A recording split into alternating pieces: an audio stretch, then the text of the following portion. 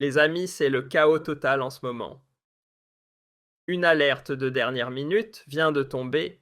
Tout le plan de paix, en 28 points, de Donald Trump serait en réalité un pur mensonge, un gigantesque fake, et le monde entier aurait été berné de A à Z. Ce qu'il y a derrière cette affaire est tout simplement hallucinant. On va regarder ensemble cette mise à jour explosive. C'est parti. Les amis, les amis, les amis, une nouvelle alerte vient de tomber. Et honnêtement, j'en suis resté cloué à ma chaise. Il s'agit encore une fois du fameux plan de paix en 28 points de Donald Trump pour l'Ukraine. Cela fait maintenant 4 jours qu'on ne parle que de ça, et depuis la situation est devenue totalement explosive. Trump a déclaré que Zelensky devait absolument accepter ce plan, et il a même posé un ultimatum. Si Zelensky refuse, les États-Unis couperont l'accès aux informations de renseignement vitales. L'Union européenne est furieuse, elle est montée au créneau, et elle a qualifié ce plan de capitulation inacceptable. Sur les réseaux sociaux, les débats font rage. Est-ce que l'UE va réussir à saboter cette proposition de paix une fois de plus, ou bien Trump va-t-il l'emporter cette fois-ci? Mais vous savez quoi? Tout ça n'a peut-être aucun sens, car ce plan de paix serait en réalité un énorme fake, un leurre, et le monde entier se serait fait manipuler. Mais reprenons tout depuis le début. Je vais essayer de remettre tout ça dans l'ordre chronologique, histoire que vous puissiez bien suivre toute l'affaire. Lundi de cette semaine, les médias ont parlé pour la toute première fois de ce plan de paix, et quelques points avaient déjà fuité à l'avance, mais franchement, rien d'inhabituel à mes yeux. Des fuites, il y en a tout le temps. Il y a toujours quelqu'un prêt à vendre des infos sensibles pour un peu de fric. Puis mercredi soir, le document complet avec les 28 points a été rendu public, et dès le jeudi, le plan a été officiellement transmis par le gouvernement américain au gouvernement de Zelensky. Trump, lui, n'a cessé de répéter que ce plan était bon et que Zelensky devait l'accepter, parce qu'il n'aurait rien de mieux. Jeudi soir, Trump en a même rajouté une couche. Il a posé un ultimatum très clair à Zelensky. Soit il accepte le plan de paix, soit les États-Unis couperont l'accès aux précieuses informations de renseignement vitales pour la survie du pays. Et vendredi, donc avant-hier, l'Europe entière a réagi en bloc et a littéralement déchiré ce plan en morceaux. On se dirigeait droit vers un nouveau bras de fer entre l'Union européenne et Donald Trump. Les seuls à rester étonnamment calmes, c'étaient les Russes, y compris Poutine lui-même, qui, interrogés, ont déclaré n'avoir reçu aucune nouvelle proposition depuis la rencontre en Alaska avec les Américains. Ils ont seulement découvert ce plan par les médias, et si ce dernier est authentique, alors il pourrait effectivement représenter une base intéressante pour ouvrir des négociations. Voilà où on en était jusqu'à hier soir, et c'est aussi ce que j'avais rapporté sur ma chaîne. Et là, mes chers spectateurs, hier soir c'est la bombe qui a explosé, les Américains ont balancé un retournement de situation à 180 degrés totalement inattendu. En effet, le sénateur américain Mike Grounds s'est présenté il y a quelques heures devant les caméras lors d'une conférence de presse et a parlé de son échange avec le ministre américain Rubio. Il y a 2 extraits importants de cette déclaration.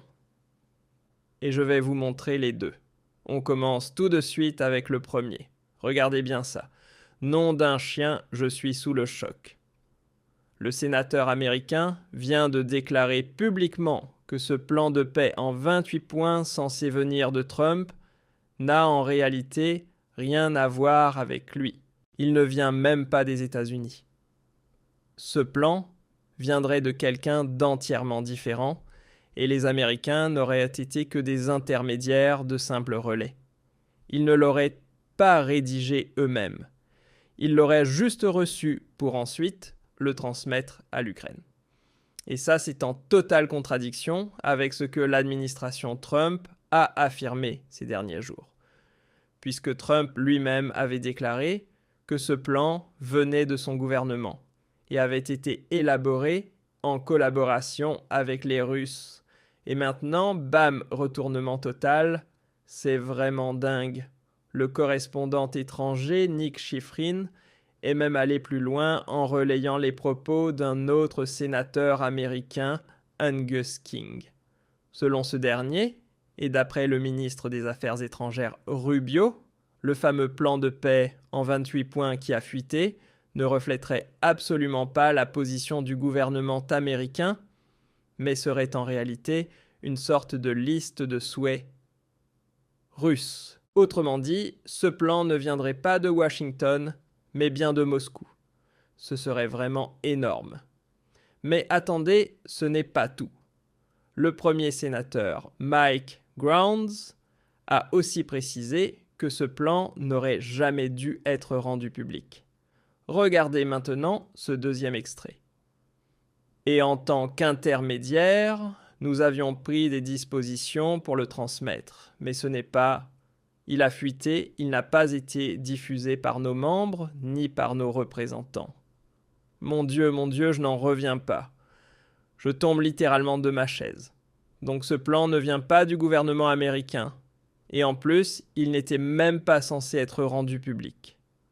Apparemment, il devait d'abord être transmis à l'Ukraine pour que celle-ci puisse donner son avis avant toute publication officielle. Et c'est précisément pour ça que l'Ukraine et l'Union européenne étaient aussi furieuses. Elles n'étaient même pas au courant de ce plan, elles ne l'avaient jamais reçu avant sa fuite. Et maintenant, tout s'éclaire. Mais si ce plan ne vient pas du tout de l'administration Trump, alors pourquoi est-ce que toute l'équipe Trump, y compris Trump lui-même, le vice-président J.D. Vance et même le ministre des Affaires étrangères Rubio, en a parlé autant et avec autant de détails, comme s'il s'agissait de leur propre plan génial.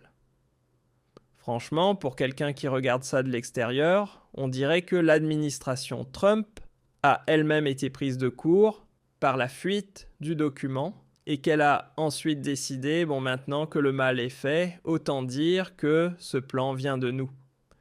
Et je dis bien pour quelqu'un de l'extérieur, parce que tout porte à croire que c'est justement là le prochain gros mensonge.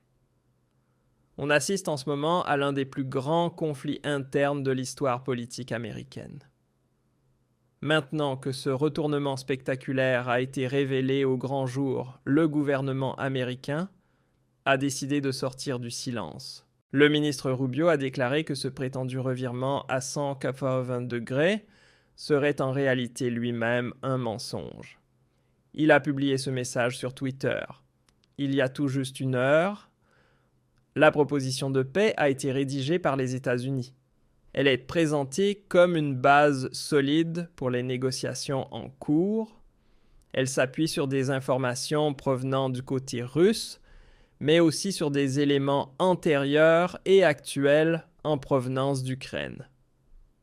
Waouh, là c'est vraiment du lourd, parce que ça, ce serait littéralement le retournement à 180 degrés.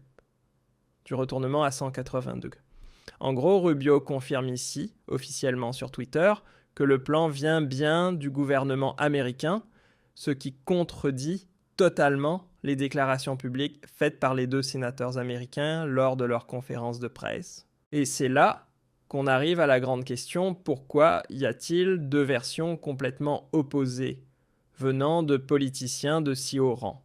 Eh bien, la réponse semble assez claire. C'est parce qu'aux États-Unis, il existe un conflit interne profond entre ce qu'on appelle le Deep State, c'est-à-dire les fauteurs de guerre et le gouvernement Trump. Il y a beaucoup de personnes influentes en Amérique qui veulent à tout prix prolonger la guerre en Ukraine parce qu'elles en tirent des bénéfices. Ce conflit, elles sortent le monnaie, elles en vivent, et elles font tout pour nuire à Trump et saboter ses chances de réélection. C'est évident, un gouvernement dirigé par un Biden considéré comme incapable était bien plus facile à manipuler et à contrôler qu'un Donald Trump impulsif qui prend encore ses propres décisions. On voit donc très clairement comment les élites américaines sont en train de s'entre-déchirer, et ce au grand jour, ce bras de fer pour le pouvoir aux États-Unis, se joue désormais sous les yeux du monde entier. Et c'est justement pour ça qu'on a vu toutes ces hésitations et ces revirements chez Donald Trump ces derniers mois. Au départ, il voulait plaire à tous les Américains rassemblés. Mais maintenant que la guerre interne a explosé, les choses partent complètement en vrille. Et les conséquences pour les États-Unis risquent d'être très lourdes. Pendant que les États-Unis s'enlisent dans leurs querelles internes, Poutine, lui, peut poursuivre tranquillement son opération militaire en Ukraine et conquérir encore 100 km/h de territoire. Car lui aussi a compris une chose, si les Américains sont incapables de s'entendre entre eux, alors aucune de leurs décisions ne tient debout, elles peuvent être annulées dès la semaine suivante. Sur les réseaux sociaux, une autre théorie circule, certains pensent que ce chaos américain pourrait en réalité être orchestré par les Britanniques. Pourquoi ? Parce que Trump a invité tous les chefs de l'UE à une grande réunion prévue la semaine prochaine, sauf les Britanniques. Il ne les veut tout simplement pas à la table, les considérant comme les pires fauteurs de guerre, et il n'a aucune envie de leur faire une place. Mais une chose est sûre aux États-Unis, ça sent vraiment le roussi, et il y aura forcément des têtes qui vont tomber. Alors qu'est-ce que vous pensez de ce rebondissement de folie ? Partagez-moi votre avis dans les commentaires sous la vidéo.